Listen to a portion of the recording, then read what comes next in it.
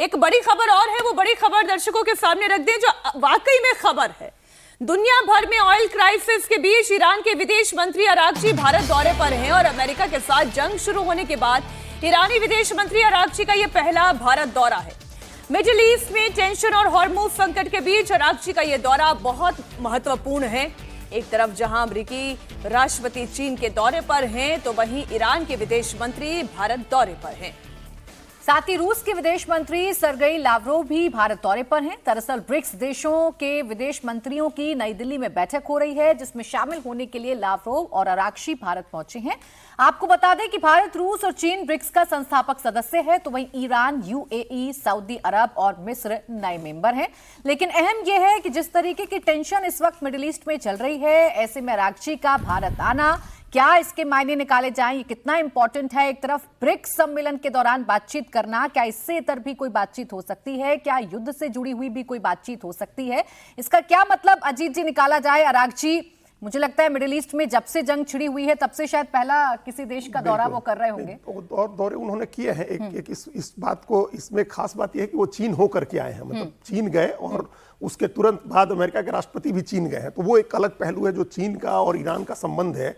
और अभी हम लोगों ने देखा कि कैसे पाकिस्तान का एक जहाज जो है, मिलिट्री का जहाज, वो नूर खां एयरबेस पर पाकिस्तान में खड़ा था, ईरान का जहाज। तो ईरान का जहाज पाकिस्तान होस्ट कर रहा था और ईरान के विदेश मंत्री चीन गए और अमेरिका के राष्ट्रपति चीन पहुंचे। वो एक अलग एंगल है। वहां से भारत आए हैं अरागची जो है। अरागची लगातार देशों के दौरे करें और रूस भी होकर के आए हैं और वो जो पश्चिम एशिया का संकट है उसको लेकर के एक कंसेंसस बनाने की कोशिश कर रहे हैं। ये इंपॉर्टेंट इसलिए है क्योंकि ईरान पहले दिन से, युद्ध जब से शुरू हुआ तब से ईरान कह रहा है कि ब्रिक्स की अध्यक्षता इस समय भारत के पास है, तो भारत अभी पश्चिम एशिया के हालात में इंटरवेन करे, वो उसमें किसी तरह का हस्तक्षेप करे। अब भारत की दुविधा यह है कि हस्तक्षेप करने के लिए उसमें क्या है, कैसे हस्तक्षेप करें। प्रधानमंत्री लगातार कह रहे हैं कि भाई युद्ध नहीं होना चाहिए, बातचीत के जरिए सुलझाइए। इससे ज्यादा भारत एक तो उसमें हस्तक्षेप नहीं कर सकता है। दूसरी बात यह है कि अभी जो देश आए हैं ब्रिक्स को, इस पर सारी दुनिया की नजर होगी, क्योंकि आगे हम लोग ब्रिक्स की फुल फ्लेज्ड बैठक होस्ट करने वाले हैं। तो विदेश मंत्रियों की बैठक है जिसकी अध्यक्षता जयशंकर कर रहे हैं। लेकिन साल के अंत में जब ब्रिक्स का सम्मेलन होगा, ब्रिक्स प्लस बल्कि कहें, इसमें तो अब जो नए देश आपने बताया जो जुड़ गए, अब तो ब्रिक्स के साथ पहले 5 ही देश थे, अब और देश जुड़ गए हैं, उनकी बैठक होगी तो प्रधानमंत्री नरेंद्र मोदी उसकी अध्यक्षता करेंगे। तो ये भारत के ऊपर एक सवाल रहेगा। भारत की भूमिका को अंडरलाइन करने की कोशिश होगी कि ब्रिक्स के अध्यक्ष के नाते भारत जो क्षेत्रीय स्थिरता है, जो क्षेत्रीय भू राजनीतिक स्थितियां हैं, उसमें भारत क्या स्टैंड लेता है।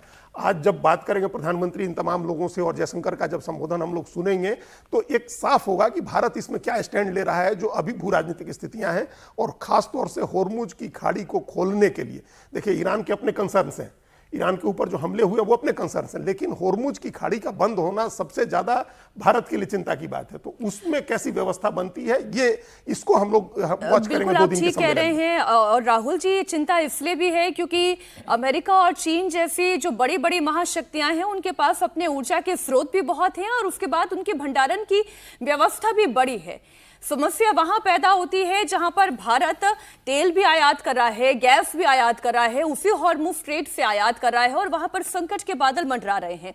भारत और ईरान के बीच में अगर या यूं ब्रिक्स सम्मेलन के ही तहत मैं कहूं कि अगर कुछ बेहतर कदम हो सकता है तो वो ये कि ग्लोबल मंच के जरिए एक ऐसा संदेश आए जहां से हॉर्मुज स्ट्रेट को निर्बाध रूप से खोला जा सके।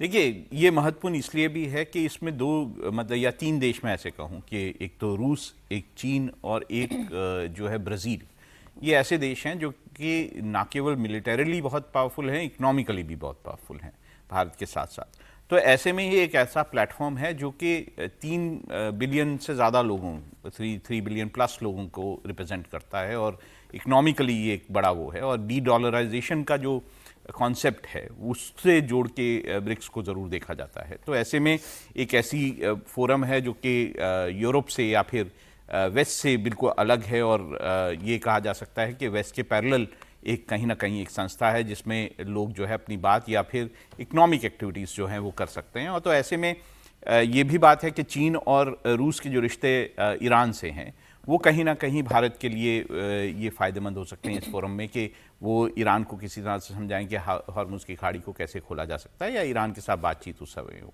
चीन का प्रॉब्लम इसलिए भी बहुत ज़्यादा नहीं है क्योंकि ईरान जो है वो चीन को जो पहले समुद्र के रास्ते से सप्लाई करता था, आजकल लैंड से सप्लाई जो है वो करने लग गया है, तो वो चीन का बहुत बड़ा उतना प्रॉब्लम नहीं है। लेकिन चीन की जो एनर्जी की रिक्वायरमेंट है बहुत बड़ी है, इस तरह से देखा जाए तो सबसे बड़ी रिक्वायरमेंट उसी की है।